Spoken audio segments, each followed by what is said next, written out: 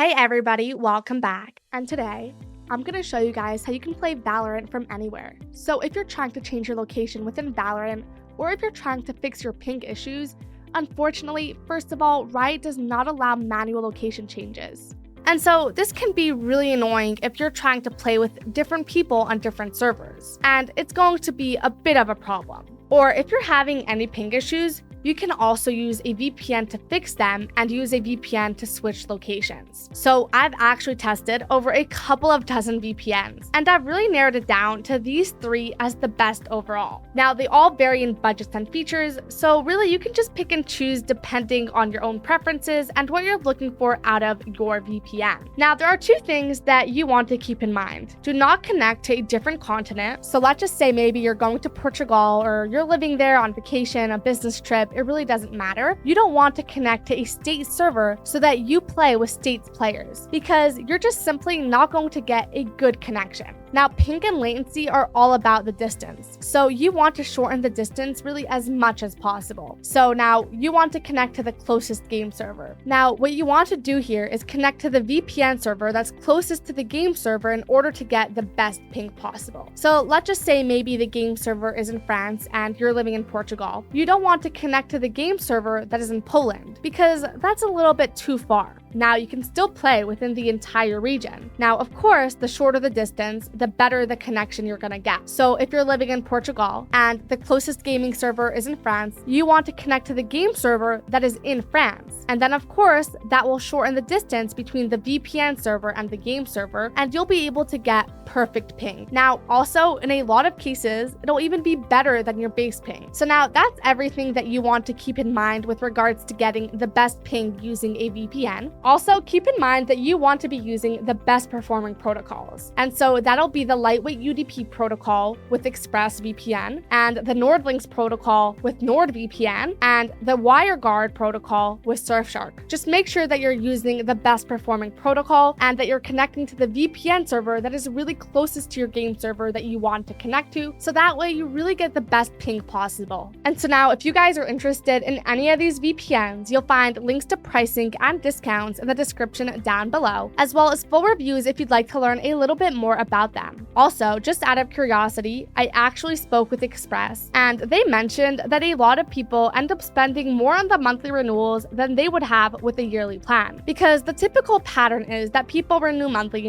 thinking they don't need it that long, but unfortunately, they end up spending more money than they would have going with a year plan, especially with the discount code that we provided down below. So ultimately, if you know that you're not going to need Express for longer than a month, you should definitely get the month plan. But if there's a chance that you might end up using it longer than a month, you might want to go with the year plan. And then if you change your mind or realize, you don't need it that long, you can always get a refund and go back to just a month at a time plan. And so that's pretty much it for this video. Don't forget to like and subscribe if you'd like to support the channel and stay up to date with everything VPNs and cybersecurity. Thank you guys so much for watching, and I'll see you in the next one. Have a great day.